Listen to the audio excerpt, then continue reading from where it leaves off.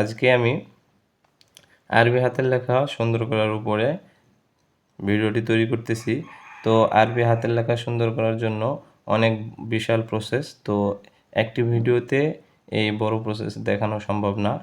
তো আমি সবগুলো ভিডিওকে আমি পার্ট পার্ট করে ছাড়বো, যাতে করে আপনারা অনুশীলন করতে পারেন এবং আপনাদের হাতের লেখা দ্রুত সুন্দর হয়।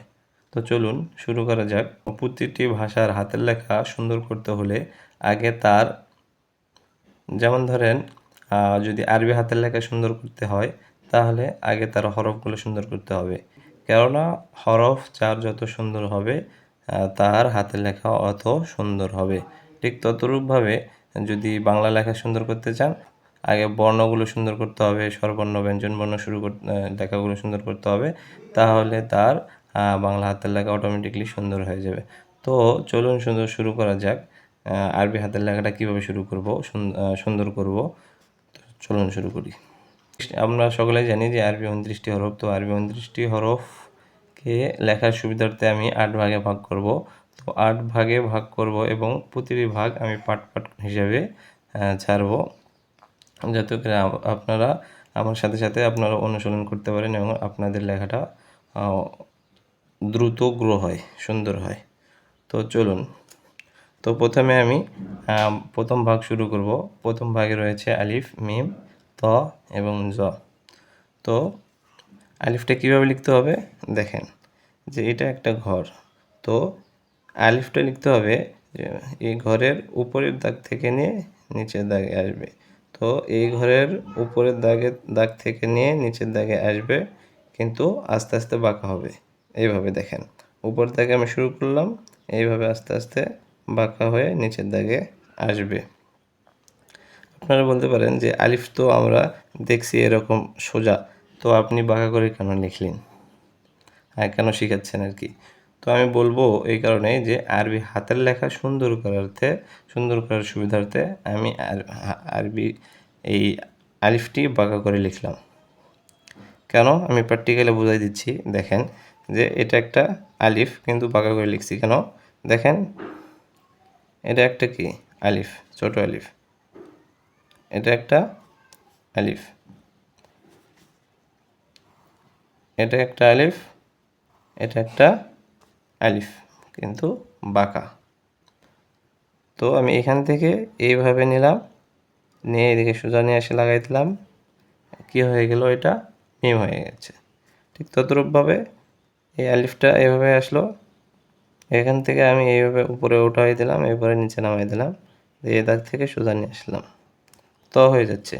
ঠিক তদ্রূপভাবে এখান থেকে উপরে উঠাই দিলাম, নিচে নিয়ে আসলে দিলাম এবং এই দাগে লাগিয়ে দিলাম, উপরে একটা নুক্তা দিলাম, জ হচ্ছে।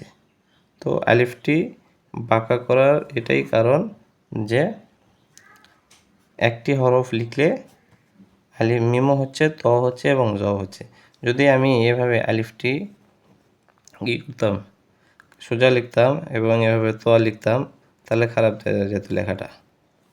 যদি এভাবে লিখতাম তাহলে কী দেখা যেত, খারাপ দেখা যেত।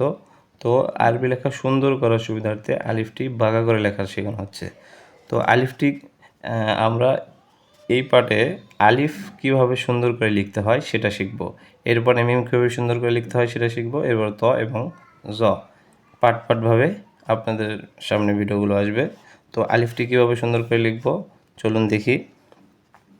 তো আমি আগে বলছি যে একটি ঘরের উপরের দাগ থেকে নিচের দাগ পর্যন্ত আলিফটি লিখতে হবে। এভাবে যে উপরের দাগের মাথা থেকে শুরু করে নেবেন এবং আস্তে আস্তে আসবে, নিচের দাগে আসবে এবং বাঁকা হয়ে আসবে। এইভাবে দেখেন, উপরের দাগে শুরু, আস্তে আস্তে বাঁকা হয়ে নিচের দিকে আসবে। উপরের দাগে শুরু করবেন, আস্তে আস্তে নিচের দাগে চলে আসবে। উপরের দাগে শুরু করবেন, এভাবে আস্তে আস্তে নিচের দিকে আসবে। দেখেন, উপরের দিকে শুরু, আস্তে আস্তে নিচের দিকে আসবে। উপরের দিকে শুরু করবেন, আস্তে আস্তে নিচের দিকে চলে আসবে। উপরের দিকে শুরু করবেন, আস্তে আস্তে নিচের দিকে শুরু আসবে। এইভাবে আপনারা এইভাবে প্র্যাকটিস করবেন আমার ভিডিও দেখে। উপরের দিকে ঘরের উপরের দাগ থেকে শুরু করবেন, আস্তে আস্তে নিচের দিকে চলে আসবে। উপরের দিকে শুরু করবেন, আস্তে আস্তে নিচের দিকে আসবে এবং বাঁকা হয়ে আসবে। খেয়াল করেন, উপরের দিকে শুরু করবেন, আস্তে আস্তে নিচে বাঁকা হয়ে আসবে। উপরের দিকে শুরু, আস্তে আস্তে বাঁকা। উপরের দিকে শুরু করবেন, আস্তে আস্তে নিচের দিকে আসবে এবং বাঁকা হয়ে আসবে। সকলে খেয়াল লক্ষ্য রাখেন। তো আমি এই চ্যানেলে প্রতিনিয়ত ভিডিও ছাড়ব। তো আপনারা যারা প্রকৃতপক্ষে হাতের লেখা সুন্দর করতে চান বা চান যে আমার হাতের লেখাটা সুন্দর হোক, বা যারা গার্ডিয়ানরা দেখতেছেন যে তাদের লক্ষ্যে বলতেছি যে আপনাদের সন্তানের যদি হাতের লেখা সুন্দর করতে চান, তাহলে আমার ভিডিওতে লাইক করবেন, সাবস্ক্রাইব করে রাখবেন, যাতে করে আমি ভিডিও আপলোড দেওয়ার সঙ্গে সঙ্গে আপনাদের কাছে পৌঁছে যায়। তো আশা করি আপনারা আলিফ কীভাবে লিখতে হবে পরিপূর্ণভাবে বুঝেছেন।